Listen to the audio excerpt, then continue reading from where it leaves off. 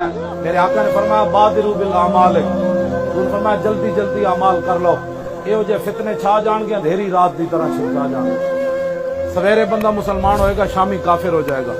حضور نے فرمایا شامی اسی وہ فتنہ تو تانوں محفوظ کرنا ہے، تسی سمجھو مولوی ایویں لگے ہوئے نا نا نا، یہ گل نہ ساڈی بالکل ضائع نہ جان دینا۔ میرے آقا نے فرمایا ایک وقت آئے گا لوگ دھکے دین گے، نماز پڑھانے والا بندہ کوئی نہیں لبے گا۔ حضور نے فرمایا ایک وقت آئے گا علم تو بغیر لوگ فتوے دے دین گے، خود بھی ذلیل ہوں گے، جناب آپ امتوں بھی ذلیل کر دیں۔ میرے آقا نے فرمایا ایک وقت آئے گا نساء قاسیات عاریات ممیلات مائلات لا يدخلن الجنت ولا یجدن ریحھا۔ میرے آقا نے فرمایا ایک وقت آئے گا عورتاں کپڑے پائے ہون گے تے ننگیاں ہون گیاں، اج دوپٹے والے سوٹ ہی نہیں لبدے بازاروں، تساں کدی کیا ہوے تے تاں نہ بچیو 5 نمبر حکومت دتے جڑے کالج دیاں کڑیاں دوپٹہ کرن گیاں تے او بھی جناب بات شروع ہو گئی ٹی وی تے ہمیں زبردستی دوپٹہ کرایا جائے گا۔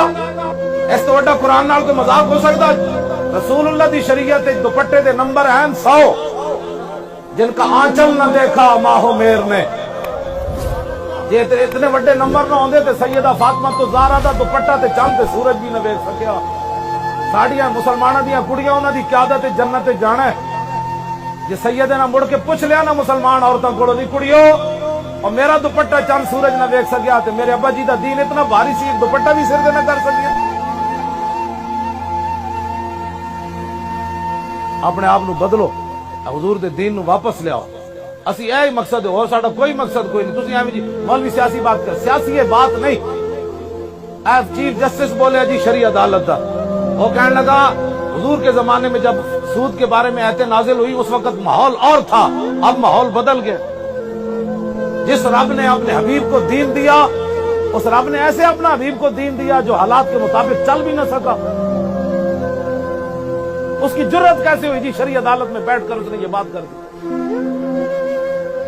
پہلے صدر کہندا سی مولویو کوئی صورت کڈو ہے سود حلال ہو جائے، ہن چیف جسٹس شرعی عدالت دا کہندا اسے رنگ شرعی عدالت بنائی، اسے منہ روپ شرعی عدالت بنائی، اسے زبان شرعی عدالت بنائی، تے دسو شرعی عدالت نے کی فیصلہ کرنا ہے؟ شرعی عدالت تے بیٹھے ہوئے قاضی شرح تے حضرت عمر پر نالا اتار دیون حضرت عباس تے گھر دا، سمجھ آئی نا بات؟ حضرت عمر پر نالا اتار دیون نماز پڑھن جا رہے ہون تے چھٹا پے جان تے پر نالا حضرت عباس تے گھر دا اتار دیون تے قاضی شرح حضرت عمر نو عدالت طلب کر لون، آؤ جی تسی پر نالا کیوں لایا؟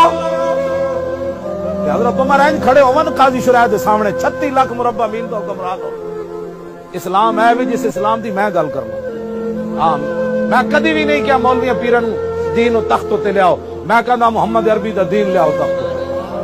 تسی یہ غلط تہاڈی غلط فہمی وہ کہندی سی میں لوگوں کو ٹنڈا کر دوں، وہ مر گئی جڑی، وہ کہندی سی میں لوگوں کو ٹنڈا کر دوں۔ اب یہ کہتا ہے کہ جناب بھگوان اور رب ایک ہے، اور دوسرا جا کر مورتیوں بتاؤ ہے پھر حضور کی آمد کا مقصد کیا؟ یہ تو سب بت پرستی ہی کرنی سن۔